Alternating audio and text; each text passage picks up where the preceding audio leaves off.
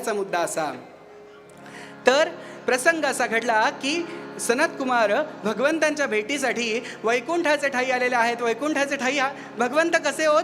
शंख चक्र गदा पद्म धारण करून आपल्या शेष शयनावर शेषाच्या त्या गादीवरती भगवंत पहुडलेत. आणि भगवंत कसे आहेत? भगवंत झोपलेले नाहीत. बरं, लोक म्हणतात भगवंत झोपले, देवशयनी एकादशी. पण एक सांगतो, देव जर झोपला ना तर आपल्यालाही झोपायची वेळ येणार. देव निद्रेत आहेत. कुठल्या योग निद्रेमध्ये आहेत भगवंत? की ज्यामध्ये विचार सुरू आहे की पुढे पृथ्वीचं काय होणार आहे. कारण भगवंत कशाचं डिपार्टमेंट आहे? भगवंतांचं प्रोटेक्शनचं डिपार्टमेंट आहे ना.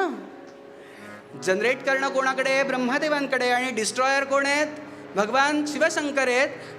प्रोटेक्शन करणं कोणाकडे? तर भगवान महाविष्णूंकडे आहेत. म्हणून ते योगनिद्रेमध्ये आहेत. आणि योगनिद्रेमध्ये असताना आता काय झालं? सनत कुमार ज्या वेळेला वैकुंठाच्या दारावरती आले, जय विजयाने दोघांनीही अडवलं.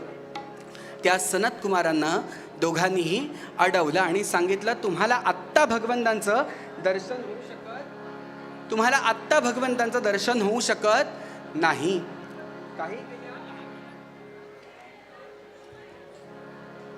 तुम्हाला आत्ता भगवंत भेटू शकत नाहीत.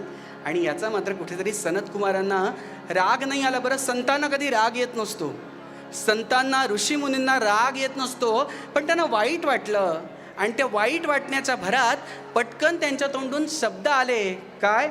सनत कुमारे दिधला. काय झालं बरं? सनत कुमारे दिधला, जय विजया शाप रोखिता त्यासी. काय झालं बरं? त्यांनी जसं अडवलं तसं जय विजया शाप रोखिता त्यासी, असुरकुळी जन्माया. आणि काय शाप दिला? असुरकुळी जन्माया, गो ब्राह्मण ते छळावया पाही. काय झालं बरं? सनत कुमारे दिधला, जय विजया शाप रोखिता त्यासी. त्यांना जसं अडवलं तसं मात्र त्यांनी शाप दिला. काय? असुर कुळात जन्माला या. आणि असुर कुळामध्ये जन्माला या असं सांगितलं. मात्र शेवटी सनत कुमार म्हणजे काय साधे नाही होतो, रस्त्यावरून जाणारा माणूस नाही आहे तो, की ज्या स्वतः भगवंत स्वरूप आहेत ते सनत कुमार. म्हणतं क्षणी ही वाणी खोटी ठरेल का? ही वाणी खोटी नाही ठरणार. पण ज्यावेळेला जय विजय पुन्हा ज्यावेळेला चरणांशी लागले आणि त्यांनी विनंती केली की महाराज, ऋषीमुनी, आमच्याकडून चूक झाली, आमच्या अपराधाला क्षमा करा, पण तुमची ही शापवाणी मागे घ्या.